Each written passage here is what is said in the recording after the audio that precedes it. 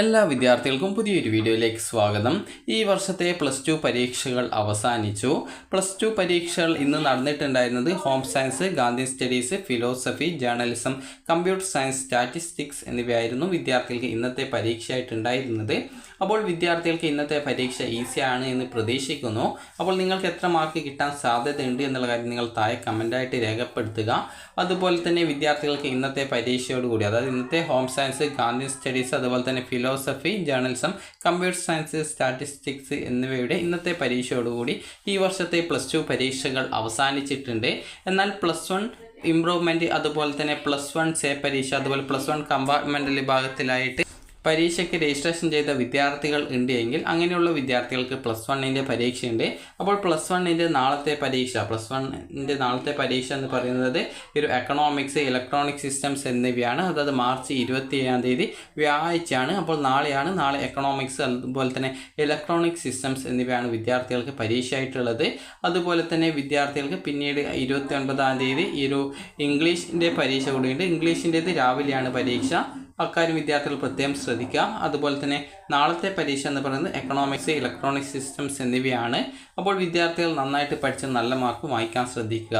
ഇനി ഈ ഒരു വിഷയങ്ങളിൽ നിങ്ങൾക്ക് ജയിക്കാനായിട്ട് എത്ര മാർക്ക് വേണം എന്ന് നോക്കാം. 60 മാർക്കിൻ്റെ പരീക്ഷയാണ് എങ്കിൽ നിങ്ങൾക്ക് ജയിക്കാനായിട്ട് 18 മാർക്കാണ്. 80 മാർക്കിൻ്റെ പരീക്ഷയാണെങ്കിൽ, അതായത് 80 മാർക്കിൻ്റെ പരീക്ഷയാണെങ്കിൽ അതിൽ ജയിക്കാനായിട്ട് നിങ്ങൾക്ക് 24 മാർക്കാണ് വേണ്ടത്.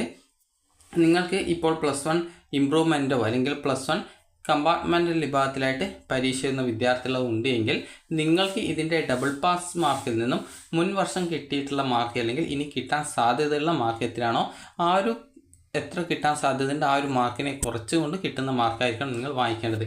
അതായത് ഈ ഒരു 60 മാർക്കിൻ്റെ ഡബിൾ പാസ് എന്ന് പറയുമ്പോൾ 36 മാർക്കാണ്.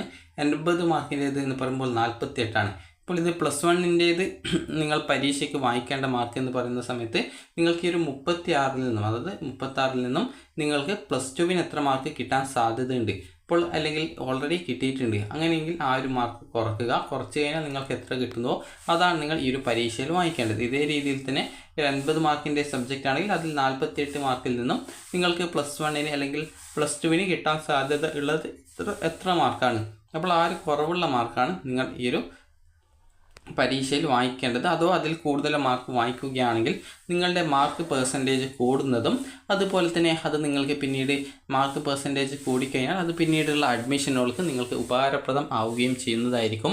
അപ്പോൾ വിദ്യാർത്ഥികൾക്ക് നാളത്തെ പരീക്ഷ, +1ൻ്റെ പരീക്ഷ എന്ന് പറയുന്നത് ഈ ഒരു എക്കണോമിക്സ്, അതുപോലെ തന്നെ ഇലക്ട്രോണിക് സിസ്റ്റംസ് എന്നിവയാണ്. അപ്പോൾ വിദ്യാർത്ഥികൾ നന്നായിട്ട് പോയിട്ട് പരീക്ഷ എഴുതുക. അപ്പോൾ ഈ ഒരു വീഡിയോ നിങ്ങൾക്ക് ഉപകാരപ്രദമായിട്ടുണ്ടെങ്കിൽ ലൈക്ക് ചെയ്യുക, ഷെയർ ചെയ്യുക. Thank you for watching.